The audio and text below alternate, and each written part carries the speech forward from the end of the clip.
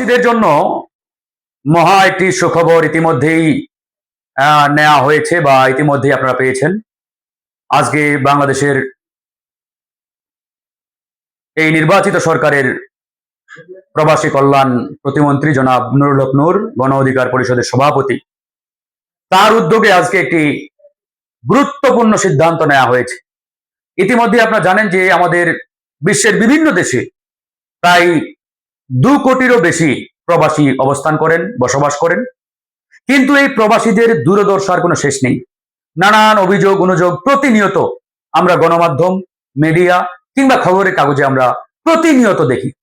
বিশেষ করে আমাদের প্রবাসীদের সাথে আমাদের বিদেশের যে হাই কমিশন বা দূতাবাসগুলো রয়েছে, ওই দূতাবাস কিংবা হাই কমিশনের কর্মকর্তা কর্মচারীরা অত্যন্ত খারাপ আচরণ করেন, বাজে ব্যবহার করেন।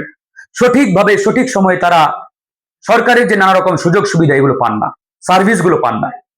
এমনকি বিমানবন্দরগুলোতে তারা গরু ছাগলের মতো আচরণের শিকার হন।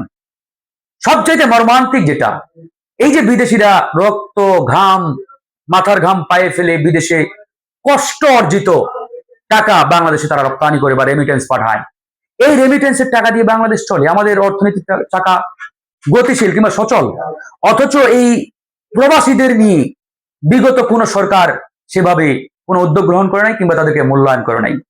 সবচাইতে মর্মান্তিক যে ঘটনা, যে প্রবাসীরা বিগত সময়ে আপনারা জানেন বিদেশের মাটিতে কেউ যদি মারা যায়, তাদের লাশটা ব্যক্তিগত খরচে বিদেশ থেকে নিয়ে আসা হতো।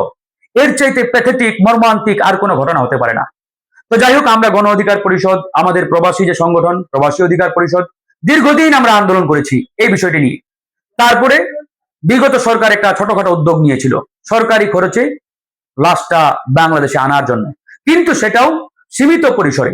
তো আজকে এই আপনার এই সরকার এবং এই সরকারের যে প্রবাসী কল্যাণ মন্ত্রীর দায়িত্বে রয়েছেন প্রতিমন্ত্রীর, গণ অধিকার পরিষদের সভাপতি জনাব নুরুল হক নূর, তার নেতৃত্বে আজকে একটি যুগান্তকারী সিদ্ধান্ত নেওয়া হয়েছে যে প্রবাসীরা বিশ্বের যে কোনো দেশে যে কোনো প্রান্তে যদি আল্লাহ না করুক মারা যায়, তাদের লাশটা সেই জায়গা থেকে বিমানবন্দর এবং বিমানবন্দর থেকে বাংলাদেশের বিমানবন্দর এবং বাংলাদেশ থেকে তার গ্রামের বাড়ি পর্যন্ত পৌঁছানো, দাফন কাফন পর্যন্ত সামগ্রিক যে কার্যক্রম, এটি পুরোটাই রাষ্ট্রীয়ভাবে সরকারিভাবে করা হবে এবং তার পরিবারকে আপনার ক্ষতিপূরণ বাবদ একটা নির্দিষ্ট পরিমাণ অ্যামাউন্ট দেওয়া হবে।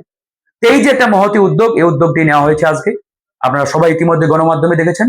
তো ইনশাআল্লাহ আমরা এই প্রবাসী ভাই বোনদের জন্য গণ অধিকার পরিষদ দীর্ঘদিন ধরে লড়াই করেছি, সংগ্রাম করেছি।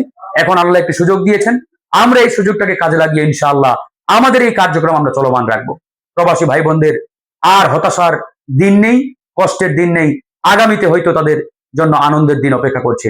ইনশাআল্লাহ গণ অধিকার পরিষদ আপনাদের সাথে সব সময় থাকবে, সব সময় আপনাদের পাশে থেকে কাজ করে যাবে ইনশাআল্লাহ। আল্লাহ হাফেজ।